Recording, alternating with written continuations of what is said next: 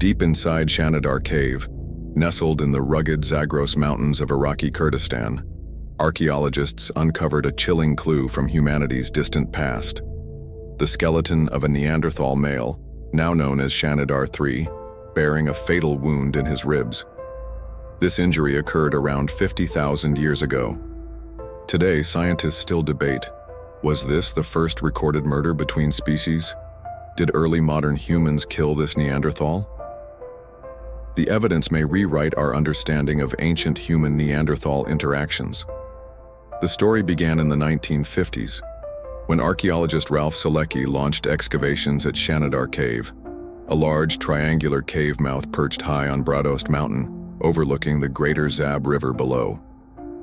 Selecki first surveyed the cave in 1951 and returned in 1953 with support from the Smithsonian Institution. His team dug a massive trench, 14 meters deep, revealing layers of history stretching back to the Middle Paleolithic period. It was in Layer D, the oldest layer, that they struck gold, stone tools typical of Neanderthal culture. Then between 1957 and 1960, they unearthed several Neanderthal skeletons, an extraordinary find. On April 16, 1957, a Kurdish worker spotted bones protruding from the trench wall. These remains would become known as Shannidar III. While most Neanderthal finds from the site were sent to Baghdad, the bones of Shannidar III were shipped to the Smithsonian, a decision that would prove crucial for solving the mystery of his death. Years later, scientists T. Dale Stewart and later Eric Trinkhaus carefully examined the skeleton. They noticed something strange, a deep cut on Shannidar III's left ninth rib. Microscopic analysis showed partial healing. The wound had been sustained weeks before death but wasn't fully healed. In other words, Shannidar III had survived the injury for a while but ultimately succumbed to it. The question remains, what caused this wound? Who or what inflicted it? But who was Shannidar III? Careful analysis gives us a surprisingly vivid portrait of this Neanderthal man. He was a mature adult, roughly 40 to 50 years old, elderly by Neanderthal standards, and stood about 1.69 meters, 5'6", tall. He had the powerful, stocky build typical of his species, with robust muscles and thick bones. His shoulder and chest muscles were particularly well developed, a reflection of a physically demanding life. But his body also bore the marks of hard living. He had degenerative joint disease in his right ankle from an earlier injury, which would have limited his mobility and likely made him more vulnerable. Shannidar Neanderthals were highly skilled in tool-making. They produced Mousterian stone tools, including leaf-shaped points that may have served as weapons. They also processed animal hides for clothing, as shown by cut marks on bones. Yet it is Shannidar III's death that has fascinated scientists for decades.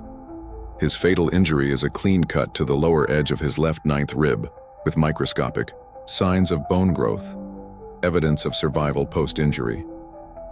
Researchers believe a sharp weapon, possibly a projectile or thrusting spear, pierced his chest cavity, likely damaging a lung, which could have led to a collapsed lung or severe infection.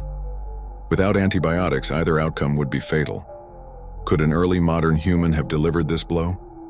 The shape and angle of the wound suggest a projectile weapon, technology thought to be used primarily by early Homo sapiens.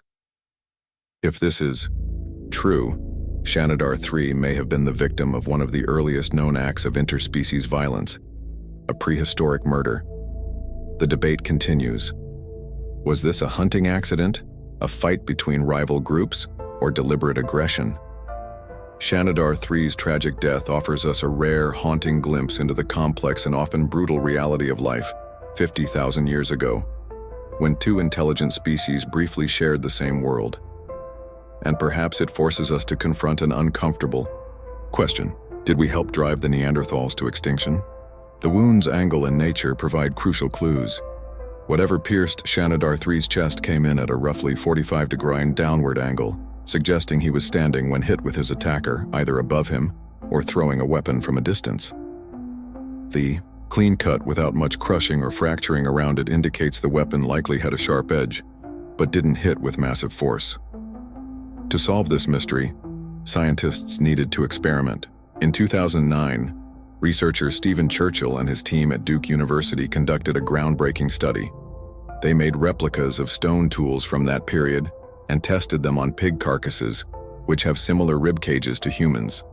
They tested two scenarios: high-energy impacts like someone stabbing with a heavy thrusting spear at close range, typical of Neanderthal hunting methods, and low-energy impacts like lighter projectiles thrown from a distance more associated with early modern humans. The results were clear. High-energy impacts caused massive damage, multiple broken ribs, bone fragments, and widespread fracturing. Low-energy impacts made cleaner punctures without as much surrounding damage.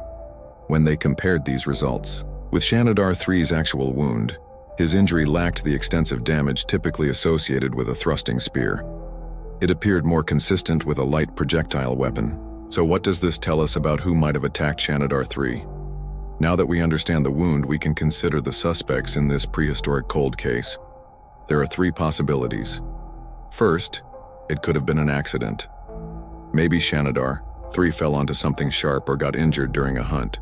But the clean, precise nature of the wound makes this unlikely. Second, another Neanderthal could have attacked him. Neanderthals certainly fought amongst themselves over food, territory, or mates. The third and most intriguing possibility: Shannidar III was killed by a member of our species, Homo sapiens. The timing makes this option compelling, as Shannidar III died precisely when modern humans were moving into Western Asia from Africa, entering lands that Neanderthals had controlled for hundreds of thousands of years. The weapon technology provides the most compelling clue. While Neanderthals primarily used heavy thrusting spears designed for close combat, early modern humans developed more advanced projectile technology like lightweight spears that could be thrown from a distance, possibly using spear throwers, to increase power and range. While the attacker's identity remains speculative, the timing overlaps with one of the most critical periods in human evolution, when Homo sapiens and Neanderthals first shared territory. If this interpretation holds, we may be witnessing the earliest forensic evidence of interspecies conflict. By about 100,000 years ago, early modern humans had begun moving out of Africa into the Middle East. By 50,000 years ago, Homo sapiens were established in Western Asia and beginning to spread into Europe. As humans expanded, Neanderthals declined, going extinct in most places by 40,000 years ago. This overlap in time and space raises the big question: what happened when Neanderthals and modern humans met? Did they live peacefully side by side? Did they interbreed? Or was there competition and conflict? We know interbreeding happened. Most people of Eurasian descent today carry approximately 1 to 2% Neanderthal DNA, but this doesn't rule out competition or conflict. The archaeological record shows the two species had different technologies and strategies. Modern humans developed more sophisticated throwing weapons, built wider social networks, used more diverse food sources, and possibly had more complex symbolic thinking. These advantages may have given Homo sapiens the edge, especially during the harsh climate swings of the Ice Age. The case of Shannidar III gives us a possible glimpse into this competitive relationship. Anthropologist Pat Shipman calls it the invader's advantage. Other possible cases of violence between the species are rare but suggestive. A Neanderthal from César, France, dating to around 36,000 years ago, has a healed skull fracture that might be from interpersonal violence. The experimental work on Shannidar III's wound led researcher Stephen Churchill to a sobering conclusion. If they perceived Neanderthals as ecological rivals and had the ability to displace them by coalitional killing, they probably did so. But the evidence doesn't support a simple story of humans violently wiping out Neanderthals. The truth was likely more complex, involving climate change, population shifts, competition for resources, and possibly disease alongside occasional violent encounters. What Shannidar III gives us isn't proof of systematic violence between species, but rather a single poignant example of what might have been happening during this crucial transition. One Neanderthal who died from a wound that bears the technological signature of our own ancestors.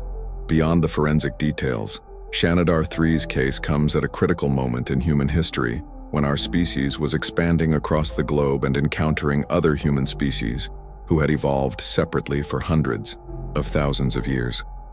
His wound gives us a rare, tangible connection to this pivotal transition.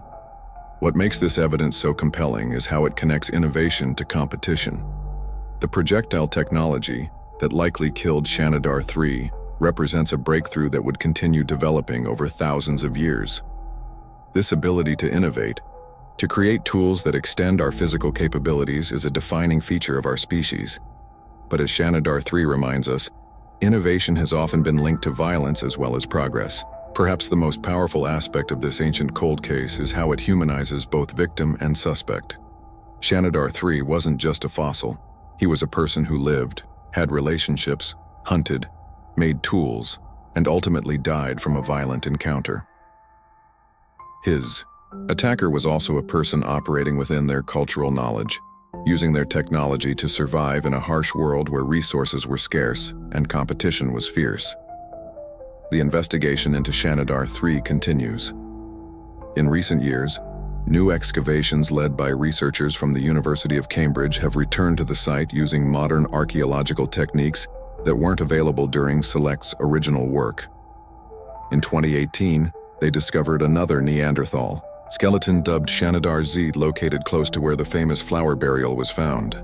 As we continue to uncover evidence from our evolutionary past, the case of Shannidar 3 stands as a powerful reminder that the tools of modern science can illuminate even the coldest of cold cases, a possible murder that occurred 50,000 years ago at a pivotal moment in the human journey.